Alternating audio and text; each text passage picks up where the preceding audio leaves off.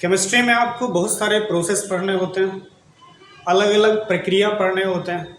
उन्हीं प्रक्रियाओं में से एक प्रक्रिया, एक प्रोसेस के बारे में आज जानेंगे। प्रोसेस का नाम आयनीजेशन है और इस प्रोसेस का इस्तेमाल इलेक्ट्रोकेमिस्ट्री में बहुत ज़्यादा होने वाला है। इलेक्ट्रोकेमिस्ट्री के साथ साथ केमिस्ट्री के अन्य ब्रांचों में भी इस प्रोसेस का बहुत ज़्यादा इस्तेमाल होता है। तो आज स्टडी करते हैं, आज सीखते हैं आयनीजेशन। आयोनाइजेशन मतलब आयनन, आयन में बदलने की प्रक्रिया। तो आज का हमारा टॉपिक आयोनाइजेशन है, जो कि इलेक्ट्रोकेमिस्ट्री में बहुत ज़्यादा यूज में आएगा। तो आयनीजेशन की बात करें तो यह एक प्रक्रिया है, एक प्रोसेस है जिसमें कोई एटम या मॉलिक्यूल, परमाणु या अणु इलेक्ट्रॉन लूज करके या गेन करके, इलेक्ट्रॉन त्यागेगा या इलेक्ट्रॉन ग्रहण करेगा, इलेक्ट्रॉन को त्याग करके या इलेक्ट्रॉन को ग्रहण करके धनावेशित या ऋणावेशित हो जाता है। जब कभी कोई एटम या मॉलिक्यूल, कोई परमाणु या अणु इलेक्ट्रॉन त्यागता है या ग्रहण करता है तो उस परमाणु या अणु पर धन आवेश या ऋण आवेश आ जाता है। इसी प्रोसेस का नाम रखा गया आयोनाइजेशन, आयनन। नाम से क्लियर है आयोनाइजेशन। तो आयोनाइजेशन में देखिए यहाँ पर आयन है, तो कौन सी बनाने की प्रक्रिया होगी? तो आयन बनाने की प्रक्रिया। आयोनाइजेशन में आयन बनाने की प्रक्रिया होगी आयोनाइजेशन। तो आयन बनाएंगे तो आयन बनेगा कैसे? तो इलेक्ट्रॉन लॉस करेगा या गेन करेगा, इलेक्ट्रॉन त्यागेगा या ग्रहण करेगा। कौन त्यागेगा, कौन ग्रहण करेगा? तो परमाणु, एटम हो सकता है या मॉलिक्यूल हो सकता है। तो ऐसी प्रक्रिया जिसमें कोई परमाणु या अणु रासायनिक परिवर्तन द्वारा इलेक्ट्रॉन लूज करता है, इलेक्ट्रॉन त्यागता है या इलेक्ट्रॉन गेन करता है, और इलेक्ट्रॉन त्यागने या गेन करने के बाद आवेशित हो जाता है, उस पर चार्ज आ जाता है। इस प्रोसेस का नाम रखा गया आयोनाइजेशन। तो आयोनाइजेशन में बनेगा क्या? तो आयन बनेगा। कौन बनाएगा? एटम या मॉलिक्यूल सेल्फ बनाएगा। तो क्यों बनाएगा? स्टेबल होने के लिए बनाएगा, स्थायी होने के लिए बनाएगा, इलेक्ट्रॉन लूज करेगा या गेन करेगा। तो यह केमिकल चेंज नहीं, हाँ केमिकल चेंज की बात करते हैं, रासायनिक परिवर्तन की बात करते हैं। इस प्रोसेस में कोई एटम या मॉलिक्यूल एक्वायर करेगा पॉजिटिव चार्ज या निगेटिव चार्ज। कैसे एक्वायर करेगा? इलेक्ट्रॉन लूज करके या गेन करके इलेक्ट्रॉन एक्वायर करेगा। तो ऐसी प्रक्रिया जिसमें कोई परमाणु या अणु रासायनिक परिवर्तन द्वारा इलेक्ट्रॉन त्याग कर या इलेक्ट्रॉन ग्रहण करके क्या बनाता है? तो आयन बनाता है, या कह सकते हैं कि क्या हो जाता है? आवेशित। आवेशित में दो तरह से आवेशित होगा, धनावेशित, ऋण आवेशित। जब इलेक्ट्रॉन किसी को दे देगा, लूज करेगा तो पॉजिटिव चार्ज आएगा, इलेक्ट्रॉन लेगा, गेन करेगा तो उस पर चार्ज कैसा आएगा? तो निगेटिव चार्ज आएगा। अब एग्जाम्पल के लिए देख लीजिए, हमारे पास है sodium chloride. Sodium chloride NaCl। तो NaCl ये एटम हो गया सोडियम का, ये क्लोराइड का। जब तक सोडियम और क्लोरीन एक दूसरे के साथ में रहेगा तो कोई चार्ज नहीं है, ये न्यूट्रल है। NaCl न्यूट्रल है। लेकिन जैसे ही इसमें से सोडियम अलग होगा, क्लोराइड अलग होगा, तो ये आयन बनाएगा। तो ये NaCl जब अलग होगा तो Na+ सोडियम आयन बनाएगा, और क्या बनाएगा? तो Cl- आयन बनाता है।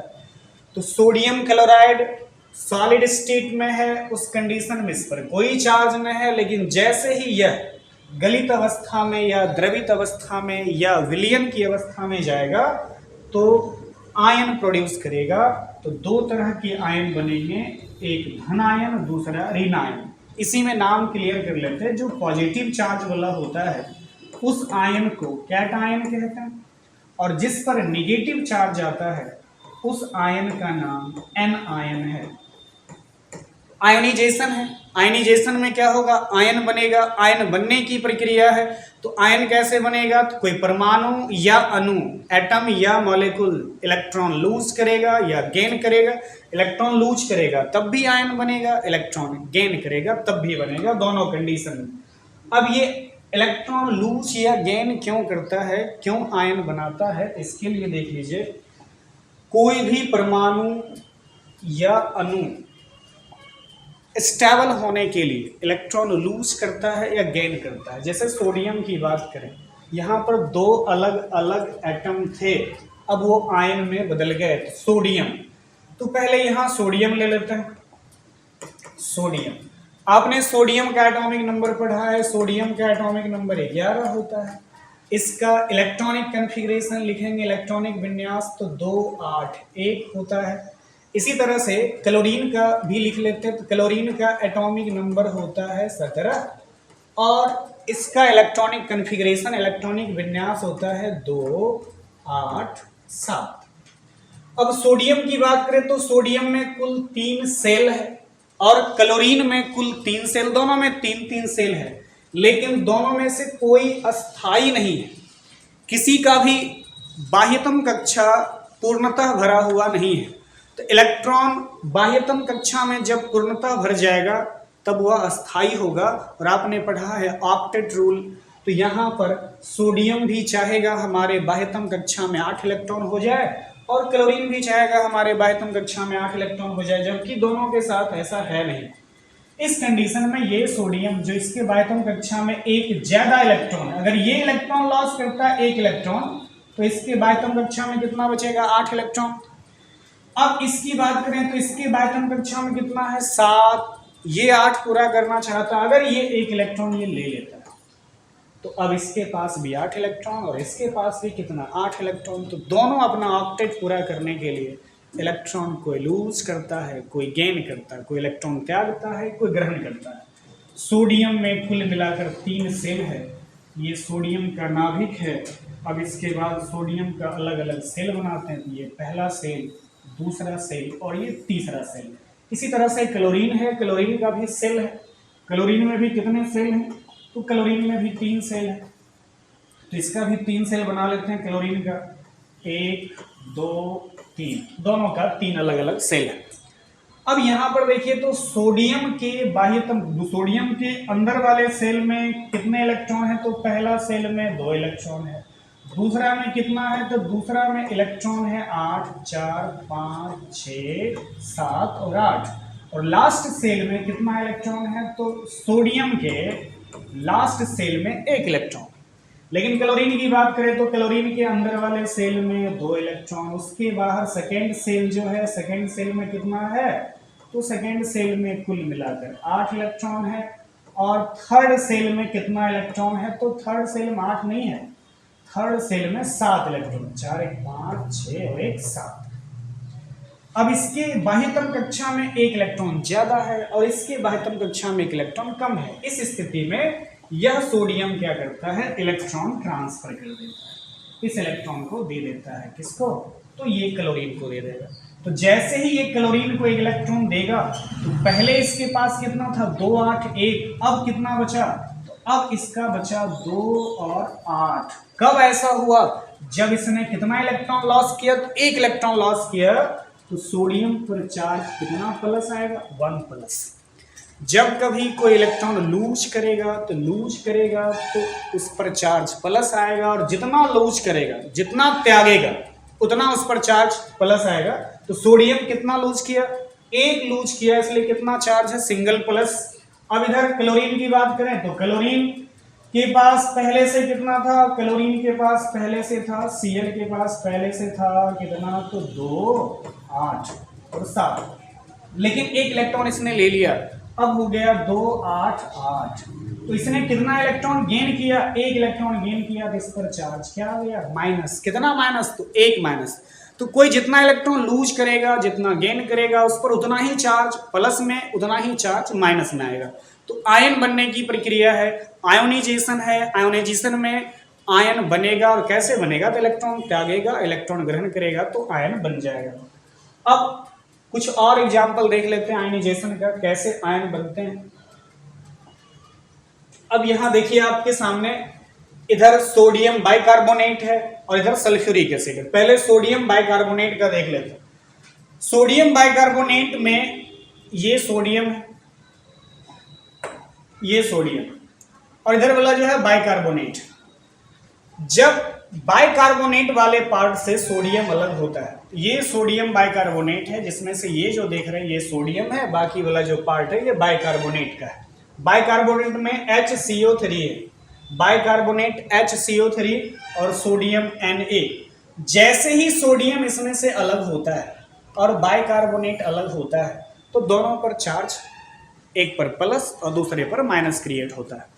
तो यहाँ पर ये हो गया एटम, लेकिन इधर वाला क्या हो जाएगा, मॉलिक्यूल। तो एटम पर भी चार्ज आ रहा है, मॉलिक्यूल पर भी चार्ज आ रहा है, परमाणु पर भी आवेश, अणु पर भी आवेश। तो सोडियम पर चार्ज कैसा, प्लस, और ये बाइकार्बोनेट पर चार्ज कैसा, माइनस। तो सोडियम कैटायन हो गया, बाइकार्बोनेट एनायन हो गया। तो दो तरह के आयन यहाँ भी बनेंगे, पॉजिटिव आयन और नेगेटिव आयन। एक चीज ध्यान रखिएगा, आयन बनाना अगर आपका वो थोड़ा बेसिक कंसेप्ट गड़बड़ है, फिर भी आप आयन आसानी से बना सकते हैं। शुरू वाला जो होता है जनरली शुरू वाला प्लस वाला चार्ज रखता है, बाद वाला जो होता है माइनस वाला चार्ज रखता है। वैसे आपने पढ़ा है मेटल और नॉन मेटल दोनों का कॉम्बिनेशन होगा तब आयनिक कंपाउंड बनेगा।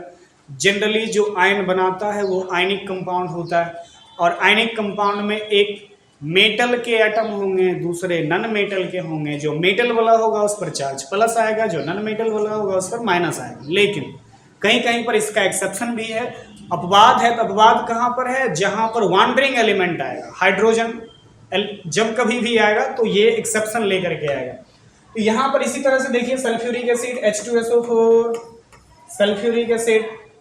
तो सल्फ्यूरिक एसिड ये है सल्फर। इसके बाद ये जो येलो वाला देख रहे हैं, येलो वाला क्या है, तो येलो वाला ऑक्सीजन है, 4 ऑक्सीजन, 1 सल्फर, 4 ऑक्सीजन, और कितने हाइड्रोजन, तो 2 हाइड्रोजन। अब जो ही ये आयन में कन्वर्ट होगा, तो आयन में कन्वर्ट होगा तो एक बनाएगा हाइड्रोजन आयन H+, और दूसरा बनाएगा सल्फेट आयन SO4 2-। तो हाइड्रोजन कितना है, 2, तो 2H+, सल्फेट आयन SO4 2-। तो ये कैटायन हो गया और ये एनायन हो गया। तो आप कहिएगा कि ये चार्ज प्लस है, ये प्लस कहाँ से आता है, कैसे आप कहीं पर 1 प्लस लिखते हो, कहीं पर 2 माइनस लिखते हो, ये कैसे होता है। ये इलेक्ट्रॉन को जितना लॉस करता है या जितना गेन करता है, ये चीज़ आप केमिकल बॉन्डिंग में भी पढ़े होंगे। जो जितना लॉस करेगा, जितना गेन करेगा, उस पर उतना प्लस उतना माइनस आएगा। अगर केमिकल बॉन्डिंग का कंसेप्ट आपने नहीं पढ़ा तो तत्काल यहाँ पर आप ये चीज़ डिसाइड कर सकते हैं। ये हाइड्रोजन, हाइड्रोजन का जो संख्या है वो कितना है, 2। और उससे भी पहले वैलेंसी वाला टर्म थोड़ा याद कर लीजिए। वैलेंसी सल्फेट का यहाँ पर, अच्छा ये आपने पढ़ा था, कोई भी फॉर्मूला जब बनता है तो यहाँ वाला जो वैलेंसी होता है वो इधर वाले का, मतलब सल्फेट का। ये जो 2 वैलेंसी है किसका, सल्फेट का, और यहाँ कुछ नहीं तो 1 है, तो 1 वैलेंसी किसका है, हाइड्रोजन का है। तो अगर केमिकल बॉन्डिंग क्लियर नहीं है तो डायरेक्ट आप वैलेंसी से आयन बना सकते हैं। बहुत ही आसान तरीके से आप आयन बना लीजिएगा। हाइड्रोजन का आयन, हाइड्रोजन का वैलेंसी 1 और सल्फेट का कितना, 2। तो शुरू वाला जो हाइड्रोजन है उस पर चार्ज प्लस और बाद वाला जो सल्फेट है उस पर चार्ज माइनस। जनरली हमेशा यही होगा, 1-2 जगह रेयर है वो वहां पर उल्टा हो जाएगा, लेकिन सब जगह यही होगा कि शुरू वाला जो होगा उस पर चार्ज प्लस होगा, जो बाद वाला होगा उस पर चार्ज माइनस होगा। शुरू में और बाद में इस तरह से कॉम्बिनेशन ही किया गया है। अब ये जो 2 है सल्फेट का है, तो सल्फेट राइट साइड में है, तो राइट साइड में है तो उस पर चार्ज कैसा होगा, माइनस होगा। जो लेफ्ट वाला है उस पर चार्ज क्या होगा, प्लस होगा। तो लेफ्ट वाला का वैलेंसी कितना, 1, इसलिए हाइड्रोजन का चार्ज +1। और फिर राइट साइड में कौन है, सल्फेट है, तो ये 2 वैलेंसी किसका है, सल्फेट का है, तो 2 वैलेंसी सल्फेट का है, और बाद वाला पर प्लस की माइनस, तो माइनस, इसलिए सल्फेट पर क्या आ गया, माइनस। तो सल्फेट का SO4 2-, हाइड्रोजन का H+। बैलेंस करने के लिए जितना प्लस चार्ज जितना माइनस होना चाहिए, इसको संतुलित करने के लिए यहाँ पर 2- था, यहाँ क्या लगा दिए, 2। अब ये 2H+, क्योंकि हाइड्रोजन की संख्या यहाँ पर 2 थी। यहाँ पर सल्फेट का 1 था, इसलिए 1 से गुना नहीं किया, ऐसा कुछ नहीं किया।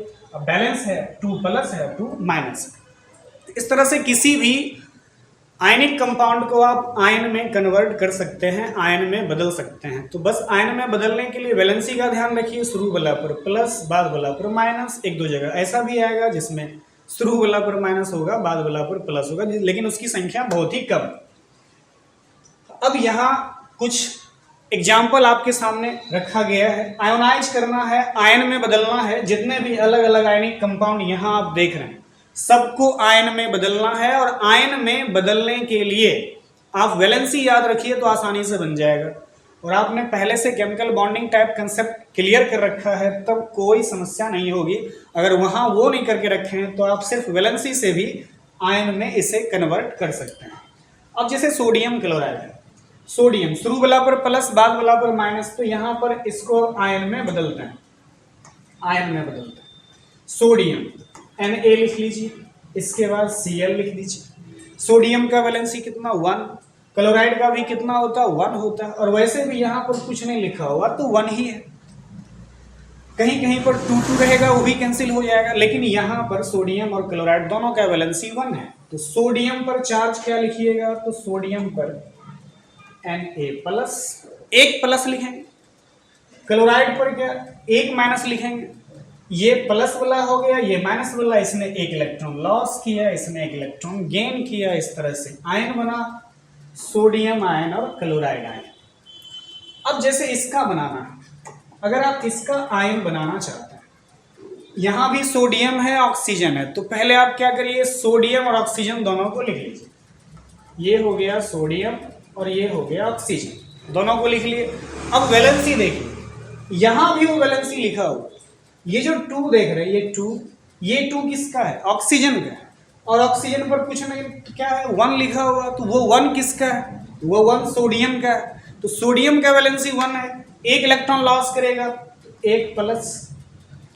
और ऑक्सीजन का वैलेंसी कितना, 2 है, कितना इलेक्ट्रॉन गेन करेगा, 2 इलेक्ट्रॉन गेन करेगा। तो 2 माइनस, जब कभी लेता है तो चार्ज माइनस, जब कभी इलेक्ट्रॉन देगा तो चार्ज प्लस।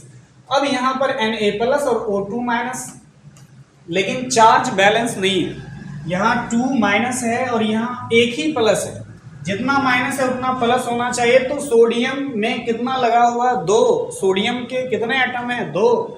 यहाँ पर 2 लगा देंगे। अब इसका मतलब हुआ सोडियम के 2 एटम 1-1 इलेक्ट्रॉन लॉस किए। तो 1-1 इलेक्ट्रॉन जो लॉस किया, वो इलेक्ट्रॉन किसने लिया, ऑक्सीजन ने लिया। अब इस तरह से इसका बनाते हैं, पोटासियम ब्रोमाइड। पोटासियम पहले दोनों को लिख लेते हैं, पोटासियम लिख लिए और कौन लिख लिए, ब्रोमीन लिख लिए। पोटासियम का वैलेंसी 1, कुछ नहीं लिखा हुआ तो जनरली 1 मान लेंगे, कहीं कहीं पर ऐसा नहीं होगा। यहाँ पर पोटासियम का वैसे भी 1 हो गया। अल्कलीन, अल्कली मेटल है, क्षारीय धातु है। अब इसका वैलेंसी 1, ब्रोमीन का भी 1। तो ये शुरू वाला पर प्लस, बाद वाला पर माइनस, क्योंकि 1-1 वैलेंसी था तो 1 प्लस 1 माइनस, संतुलित करने की कोई आवश्यकता नहीं। इसी तरह से मैग्नीशियम नाइट्राइड है, यहाँ पर पहले आप मैग्नीशियम लिखिए, उसके बाद नाइट्रोजन लिखिए। मैग्नीशियम का वैलेंसी कितना होगा, जल्दी बताइए। मैग्नीशियम का, तो मैग्नीशियम का ये वैलेंसी है 2। और ये जो 3 देख रहे हैं, ये 3 किसका है, तो वो 3 है नाइट्रोजन का। तो मैग्नीशियम का 2 है तो कितना लॉस करेगा, 2 शुरू वाला लॉस करेगा, बाद वाला गेन करेगा। तो मैग्नीशियम कितना लॉस करेगा, 2 लॉस करेगा, 2 प्लस।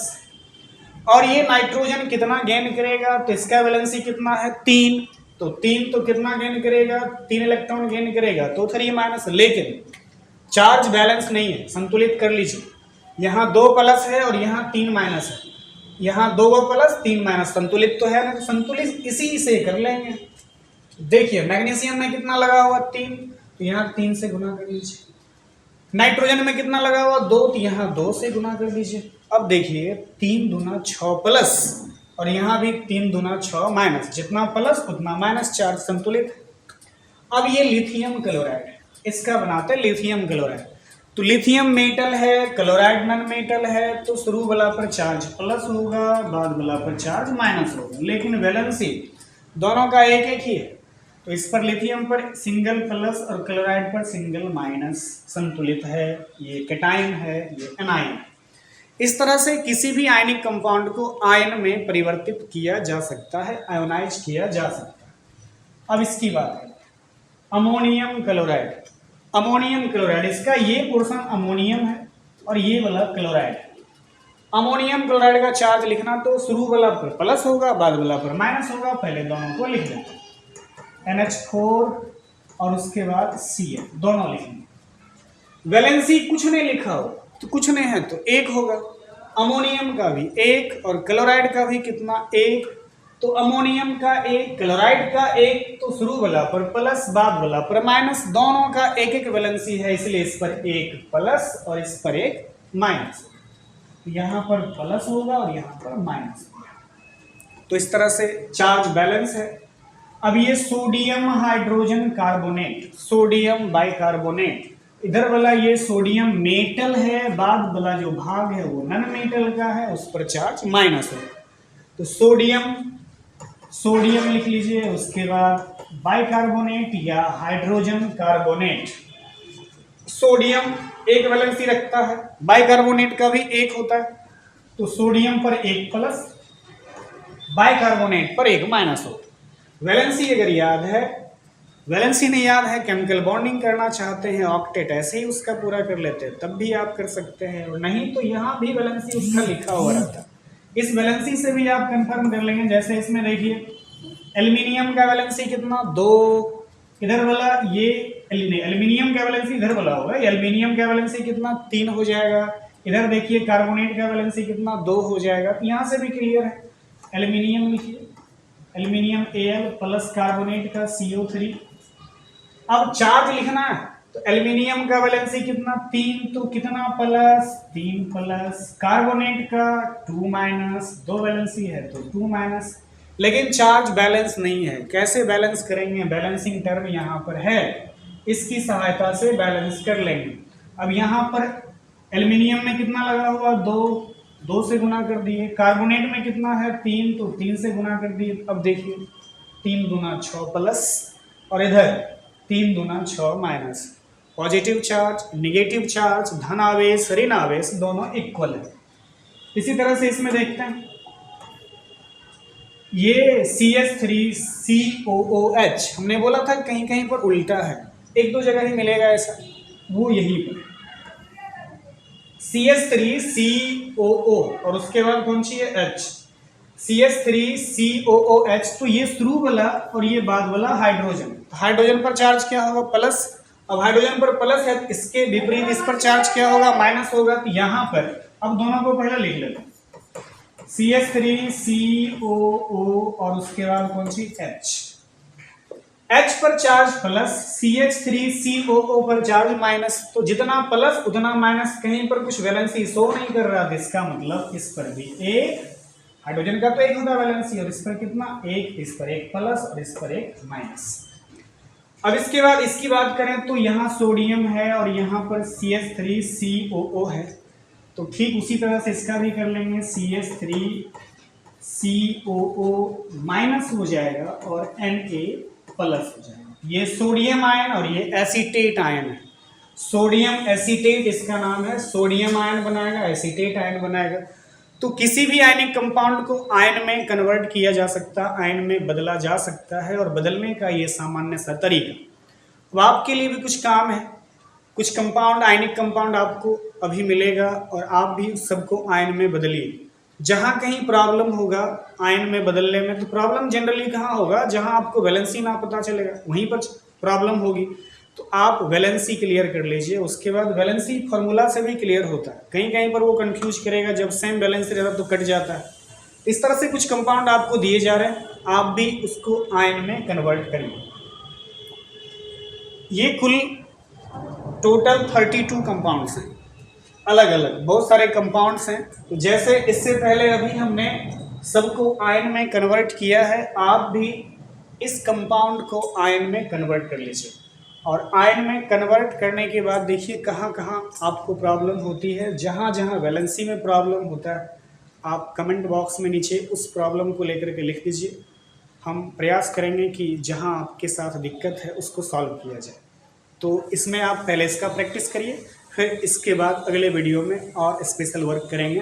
अब डेली कुछ ना कुछ काम इस तरह का प्रैक्टिस वाला कर लीजिए, जो भी कंसेप्ट पढ़ेंगे उससे रिलेटेड कुछ प्रॉब्लम का सेट डेली बनाइए। अब प्रयास करते हैं, कुछ कुछ प्रॉब्लम, नेट का प्रॉब्लम हो गया था, अपलोड करने में दिक्कतें आ रही थी।